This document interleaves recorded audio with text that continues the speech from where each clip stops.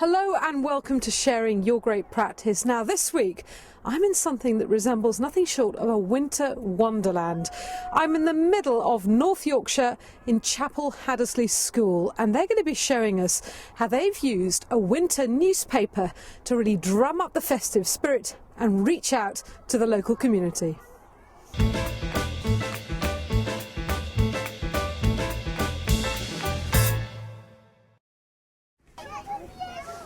The school has 22 pupils aged 4 to 11. Being at the heart of a community, many of the staff who work here were old pupils themselves and their parents came here. For the children, they have that sort of long history and that old thing. They have every member of staff, every adult who comes through the door knows them, knows their families. There is a very strong family ethos in the school. You find that the older children look out for the younger and the younger children learn from the older. So you have a nice big sort of family atmosphere working on. And the children benefit so much because they take on responsibilities, they know who they are, they become confident. I think that sometimes, because we're such a small school, people don't know who we are. They don't realise that we are delivering a modern curriculum. And that we are delivering it very, very well.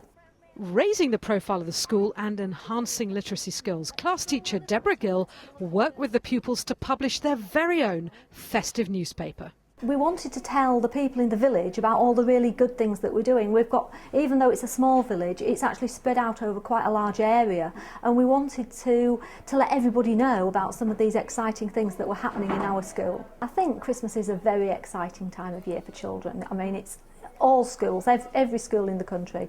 Christmas is the time when it's, you know, to a certain extent the formal curriculum is superseded by all the other exciting things that you just have to do for Christmas when you're a primary school, don't you? The Chilly Times is much more than just a newspaper. It's a powerful way for a small school to share their festive celebrations with a much wider audience. All the parents and the governors have all got involved, and everybody was really keen to give it a go. We're hoping that everybody in the village will get a copy of the newsletter, and then they'll know what's going on and what Christmas celebrations they're invited to. So it's just like a little mini newspaper, really. They bring bits of news from home. My mummy's kitchen's finally in, or Auntie's had a baby, or something like that. Stuff which is important to them, and the outer community reading that thinking, I know who that is. And it's that kind of bond, and I think it's very good for the children, and I think being able to interview older members of the community as well, which they have done in the past, brings them a sense of history of the place. The children picked which local men and women they wanted to interview, such as the dance teacher. What age did you start dancing? When I was 12. It gets every aspect of literacy involved. There's speaking and listening, the children have been interviewing, meeting different people, going out and about into the village. There's just so much that's gone into it that everybody's really wanted to take part. A team of reporters visit the local pub chef to bake mince pies and then quiz him on his job.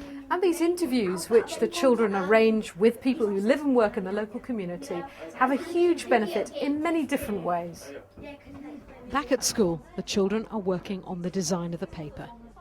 With this small group of children of different ages and different confidence in literacy, working together has boosted all of their literacy skills. In the Chilly Times, they can write it as they want to write it. Nobody's saying, right, this is a recount or this is a report. They can just write up what they can, and everybody learns from everybody else.